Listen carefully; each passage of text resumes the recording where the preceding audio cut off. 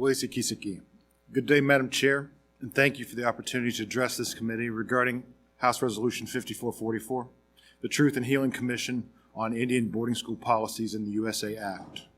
My name is Ben Barnes, and it's my honor and privilege to serve the chief of the Shawnee tribe headquartered in Miami, Oklahoma.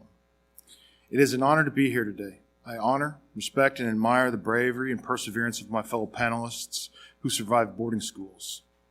At its core, Washington, D.C. is a city of remembrance. From the Washington Monument to the Lincoln Memorial, Washington, D.C. embraces our past and honors those that helped shape its future. Tragedies and acts of genocide are also memorialized, lest they be repeated. Monuments often point to events, but it's society that draws meaning and deep understanding from the stories of individual people. That is why the Holocaust Museum is filled with testimonies from survivors and remembrances of the victims. That is also why more than 58,000 names have been carefully engraved on the wall of the Vietnam Memorial. These people and their stories matter. For over a century, it was the policy of the United States government to tear Native American children away from their families, communities, and culture, to civilize them by erasing any vestige of Native identity. And yet, relatively little is known about the tens of thousands of children who suffered at these institutions. What were their names? What did they experience? How many of them died? Where were they buried? These children's stories have been cast aside, forgotten, or lost, as if this tragedy never happened. These children matter. Their stories matter. As chief of the Shawnee tribe, the issue of Indian boarding schools is extremely personal for me. Over 150 years ago, Shawnee children were sent to the Shawnee Indian Manual Labor School in what is now Fairway, Kansas. In many ways, that school, which still stands today, is a memorial to the struggles and perseverance of the Shawnee people.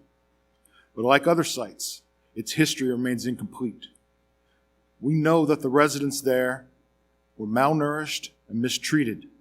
We can still see carvings left in the windowless attics where children were forced to sleep in hot summers and cold winters. We know that our school was closed in 1862 due to abuse and mismanagement, but we don't know the full extent of what went on there because, in large part, we don't know the stories of the children that went there, including the names of those that died or the locations of their burial sites. Finding answers and honoring these children's stories is important to the Shawnee tribe. We've engaged historians and researchers to assemble all available information regarding the Shawnee Indian Manual Labor School. We have found that some records are seemingly lost forever. We have also discovered that crucial parts of the story are inaccessible within government archives or exist within the private collections of religious institutions that operated some of these schools. As time continues to pass, we will lose the testimonies of survivors and more documents will become more misplaced. That is the importance of H.R. 5444, creating a mandated commission empowered to locate every available record and ensure this history is preserved and made available for examination. Finding answers to long-asked questions will not be without consequences. Understanding the stories of our children will cause mourning among our people. The discovery of unmarked graves will provoke difficult conversations about best how to honor those children. But amidst the pain, a burden will be lifted.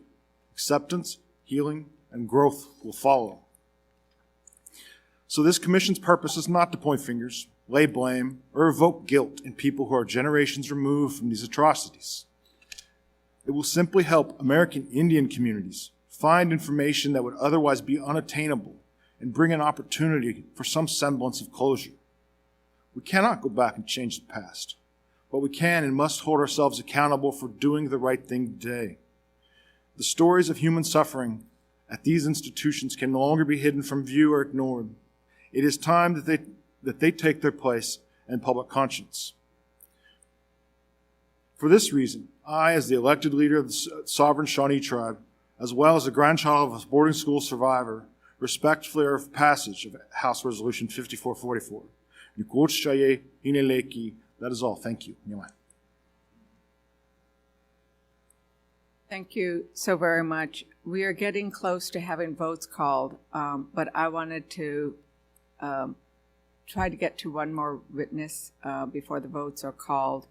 So the chair will now recognize Ms. Deborah Parker, who is the Chief Executive Officer of the National Native American Boarding School Healing Coalition. Ms. Parker.